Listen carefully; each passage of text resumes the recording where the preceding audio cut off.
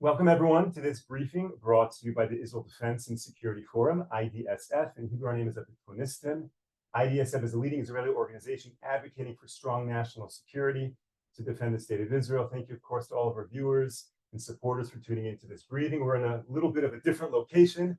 A shout out and thank you to Martin and Julie Mendelson for allowing us to have the briefing up here in Zichron Yaakov, where we have an event later this evening. And it's a great privilege to be joined today by Dr. Rhode, who is sitting right next to me.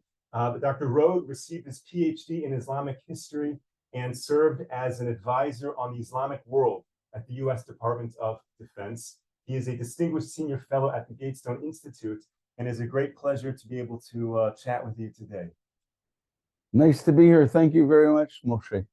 So I've read a lot of your writings, and it's a great privilege to talk with you. And I know you've spent a lot of time living and learning in Iran, and you have a lot to say about the Iranian idea of honor and compromise versus the Western conception of those ideas. If you could share that with us. Well, the worst way to understand another language and culture is using a dictionary. Because let's just take, for example, the English word compromise. When you hear it, we know what it is. It's the people sit down, one side gives a little, the other side gives a little. Maybe they don't even like each other. Maybe they've been enemies for a long time, but they need to work together. They iron it out, they shake hands, and they go on together, march on. Now, in the Middle East, that's compromise. In the Middle East, you can't do that. Because if you compromise, as we understand it, that's called you're being shamed. So what are negotiations then? Negotiations only take place after one side wins. And then they sit down at the table and the winner dictates to the loser, how are they going to live from then on? Anybody who wants to negotiate before he has won is showing in the Middle East that he's weak. Why? Because he either doesn't have the will or the ability to win. And when Middle Easterners see that, they strike. That's why for example, if we look at the Iranians and the Americans when they negotiated for what is called the JCPOA, which is in essence the Americans giving in to Iranian demands in 2015 under the Obama administration. At the time, the Secretary of State was John Kerry, excuse me. And John Kerry didn't understand how the other side, the Iranian foreign minister, whose name is Javad Zarif, was bamboozling him. Iranians can be kind and sweet, and they know we in America that when you look someone in the face and you say nice things, that you can't be lying. But in the Middle East, you can look someone in the face, you can tell a total lie, and they know it is, but we get bamboozled into believing that they're telling the truth. Now, what happened? At the time, John Kerry had broken his leg during the discussions, before the Americans submitting to the will of the Iranians. And the more America gave in, the more the cartoons in the Iranian newspapers, the bigger the crutches that John Kerry had because he had broken his leg or his foot, I don't remember which, it doesn't matter, the bigger the crutches became. And in the Middle East, that is a defect and it is shameful. So the more we gave in, and I must say, and I know that people won't necessarily like this, let's say that dark skin is not looked upon as a positive characteristic. The lighter your skin is, the better you are. That's what they believe in the Middle East. We don't think that. And the more we gave in, our president at the time, the more we gave in, the cartoons of him in the Iranian newspapers, his skin kept getting darker. These things are still up on the net, the cartoons. You can download them and see for yourself. Our president's skin kept getting darker and darker the more we gave in. What's the message here? And I think from that we really can, how do we sum this up? The more we give in, the more they look at us as weak. And when they see weakness, they pounce. And that, by the way, is the same problem with Israel right now and the problems it has to deal with the surrounding neighbors. Harold, you've spent so many years in the American defense establishment, and what you're saying makes so much sense. Does the upper echelon of the Pentagon, of the State Department, do they agree with what you just said? Do they understand that? It's a wonderful question, Moshe. Here's the problem. A lot of them got it. It didn't matter whether they were Republican or Democrat. But if they really thought about it, then they would have to change their strategy and how to get what they want done. And they weren't prepared to do that. And that is how the Iranians and a lot of the Arab regimes ran circles around the Americans. I can tell you, I once gave a lecture, we're here in Israel. I once gave a lecture in a kibbutz that I had spent some time on when I was younger. And a lady came up that was afterwards. All I did was describe Arab culture. And she said, you convinced me of what the other side wants, but even though you've convinced me, I don't accept it. Why? Because if I did, then I would have to change my view of the world, and I am not prepared to do that. That's the bottom line of the White House, definitely the State Department, and the Pentagon and other American government agencies. Here's the problem. We believe in the United States that once you learn the holy language, and that's English, and the better you speak English, the more American you are. But in the Middle East, my experience is the exact opposite.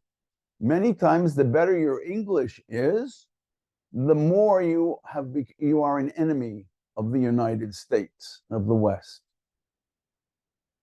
Why? I'm not sure, but that's my experience. That has to do with people. That has to do with Iranians, Arabs, and Turks. Okay, so let me ask you, here in Israel, we had an October 7th, and even prior to October 7th, we live in a neighborhood where our neighbors, unfortunately, don't want us around. Whereas in the US, they're thousands of miles away from the Middle East. When you speak to defense officials, do they think there's a real threat for US interests in US soil? Do they think another 9/11 can happen, or it's just so far away? It's just not a concern, and therefore they have the luxury of that approach. Well, your question has the answer in it, and that is when you're far away, it doesn't matter. I remember that many years ago that the State Department had appointed somebody to negotiate between different factions in Lebanon. And the whole thing fell apart. And I would happen to be going up with this gentleman in an elevator at the State Department. And someone got on who they knew each other. And he said, that is the guy who got on, said to the guy who had been the negotiator in Lebanon, how do you feel about this? I mean, you worked very hard. He said, well, I tried and I failed. We have other things to do. When people have to deal with this on a daily basis, and here in Israel, that is the case, people don't have the luxury of lying to themselves about reality.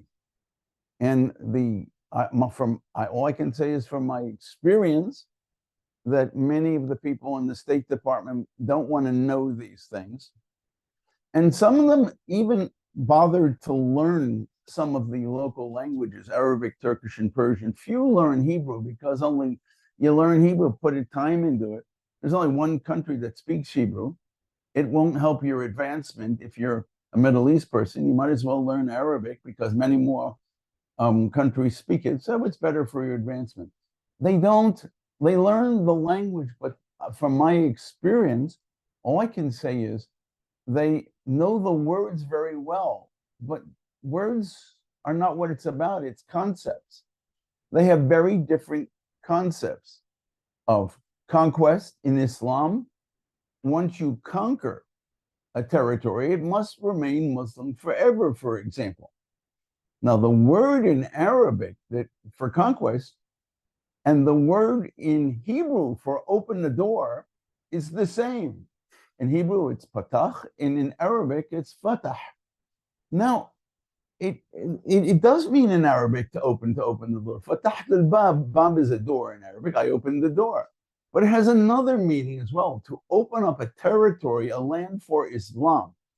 And once it becomes Muslim, it must remain Muslim forever. I want to give one example, and I'm going to apply it to here. Spain was under Islamic rule from 712 to 1492. That's a long time ago, 1492, that the Muslims lost it. But I promise you, if you knew Arabic and you got onto the net and you put in the word Andalusia, which it means Andalus, southern Spain, which was Muslim to the very end, people are still talking about how they are going to reconquer what is properly theirs. Now, by that definition, what about Israel? And I could give you many other examples, but this is a program about Israel.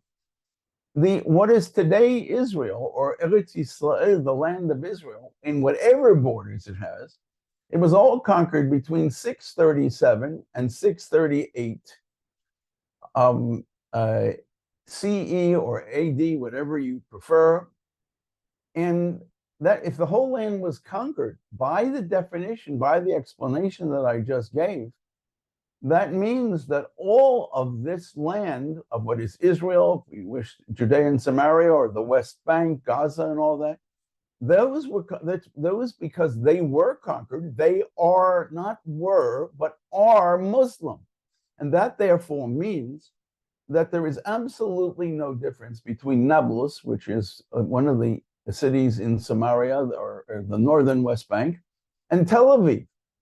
So the idea of a two-state solution for the Arabs is absurd. Why? Because there is no difference between Tel Aviv and Nablus, because they are both Muslim. And so if they get Nablus and they control it, let's say, as whatever form part of a two-state solution, whatever that is, it's not enough. They will simply use that to get back what they believe is rightfully theirs, which is everything, all of what is also post-1948 Israel. Errol, let me ask you, you're talking about Arabs and Muslims. Right now, the 22 countries of the Arab League are meeting. Iran is not there because Iran is not part of that league. Iranians are not Arabs. So can you just explain the difference in mindset maybe between the Iranians and the rest of the Arab world, and what tensions that creates, and how maybe Israelis or the US should be relating differently to these different groups? Well, if the Americans and the Israelis would wish to, or would learn how this area, the part of the world thinks, I think it would be a lot healthier. We may not like what we're learning. Let me just give you an example from both an Arab and Iranian point of view. There are two alliances here in the Middle East. One is the American government, not the American people necessarily, the American government and the Iranian government, and the Iranian government's proxies, which are Hezbollah, Hamas, and the Houthis in Yemen, and Qatar, which is a Sunni state. All the rest are Shiite that I meant. Hamas is also a Sunni thing, but they work together against, that's one alliance, versus the other side, which is the Arab Sunni regimes and Israel. Now, this sounds absurd to the United States, to us here in the West, or to a lot of people in Israel. But if you understand it from their mentality, since America is head of the non-Muslim world, then there are only two worlds, the Muslim world and the non-Muslim world. If America is the head of the Muslim world, and its ally, therefore, is Israel, because it's also a non-Muslim country, then what the Arabs see is that America is abandoning Israel right now, not giving it weapons. Are you serious to help defend itself? And they say this is proof that the Arabs, that number one, they're giving in to everything that the Iranians do, or almost everything that the Iranians do, or trying to say, oh no, please don't do this. And then the Iranians, because of their own culture, say the Americans aren't going to do anything to us. So the Iranians simply ignore what the Americans tell them, but they're together. Now, so here you've got, again, as I was saying, these two alliances, and we can go on and on and on, and look what President Biden, during his campaign for president this time, he really humiliated the Crown Prince of Saudi Arabia, who is the rightful ruler, or the one who's ruling, because his father is formerly the king, but his father is not well. And in the Middle East, if I humiliate you, I gotta, then you gotta get me back somehow. So what happened? Biden decided that when he decided all of a sudden he didn't want to pump oil in the United States, and so he went to Saudi Arabia, and he was trying to beg the Saudis to increase their oil supply. Now, if you care about the environment, does it really matter whether oil is produced in Saudi Arabia or in the United States? It still has the same effect on the Earth's environment. But what happened was as follows: the Saudi Crown Prince had to get Biden back. So Biden arrives in Jeddah, which is it's the Western Saudi Arabia. The capital, Riyadh, is in the east. And the Saudis, how do they humiliate him? Your level matters very much. The president of the United States deserves to have the head of Saudi Arabia meet him. If it's not the king because he's not well, then it should have been Mohammed bin Salman, that they politely call MBS. What happens? Instead of meeting him there, MBS sends the deputy governor of the province to greet President Biden at the airport. This was humiliation. And then, since MBS knew exactly why Biden was coming, 2 days before, he announced there will be no change in Saudi oil policy. Saudi will not increase its oil. That is humiliation of Biden. We didn't want to understand it that way, we in the West, because Americans think, oh, that's history. Something that happened 3 minutes ago doesn't matter. But in the Middle East, it does. Now, Moshe, back to your question about what's going on in this conference. The Arabs are petrified. America won't stand by its traditional Arab allies. It's allied with Iran, which is Shiite. The rest, almost all the other regimes, with the exception of Iraq, are Sunni, and they have an unending war. Just like you have to, once a country is Muslim, it's Muslim forever. The Shiites and the Sunnis, what are they fighting about? Who should run Islam? Is it the Meccan aristocracy, that's the Sunnis, it's about 88%, or should it have been Muhammad's family? Shia means faction, the faction of Muhammad's their prophet, his family. Well, this happened. He died supposedly in 631. If he died in 631, there's been a lot of water under the bridge since then. And can't you come to some compromise? Well, they don't have a compromise. That is an unending battle, Shiites versus Sunnis. Now try to put all this together, and I'm sorry, Moshe, that I'm now going to get to your question. It's really simple. The Arabs don't trust the United States, and behind the scenes, they're petrified. What is actually going on in this conference, and I'm not there, I'm not privy to what's going on there, but they're saying one thing, and whatever they're saying in public is nothing more for public consumption. And they just don't know what to do because they want to rely on America. But America is basically working with their enemy, who is Shiite and it's Persian. And now what the Persians think Iran is Persian. That's the major language and culture of Iran. And the Persians look down on the Arabs. They call them desert rats, rat eaters, all sorts of other awful things that we can't say online. And so the Arabs are petrified of Iran, and America is allowing or enabling Iran to get the nuclear bomb. I don't care what its reasoning is, America. All I'm saying is, now, if you're an Arab and you see what America is doing, you've abandoned the Arabs, you're letting them get a nuclear weapon. What are the Arabs supposed to think? You got to feel sorry for them. And maybe I would just end this little thought here, but something that a Turkish general once told me, and this was a Turkish general who was he loved America. He said, but what we are concerned about is that the Americans will turn around and shoot themselves in the foot because we have no concept of history, whatever happened. They don't want to know about history and culture. And that is why we constantly make mistakes. It's not hard to learn these things, but you have to realize you need it to make good decisions.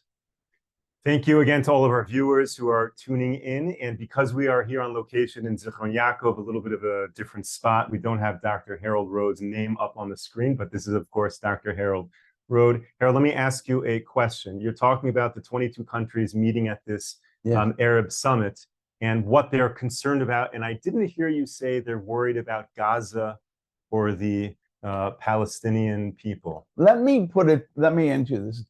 In the beginning, countries I know said to the Israelis, get it done quickly. If Hamas wins, and believe me, from an Arab point of view, it's doing quite well at that because it survived. If Hamas wins, or if there is a two-state solution that the State Department and other American government agencies like to talk about, these are nothing more than terror states, which will then destroy from these 22 Arab states. They will destroy Jordan. They will destroy Iraq. They will destroy Saudi. If there is such a thing, this will be a terrorist base, and these terrorists will go out and kill the leaders of the Arab world.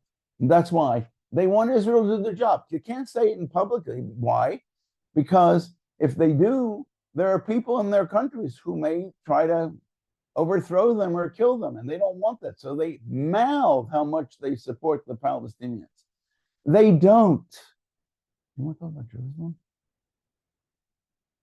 Tell me what you think about Jerusalem. What's going on in Jerusalem right now? Okay, Jerusalem is really important.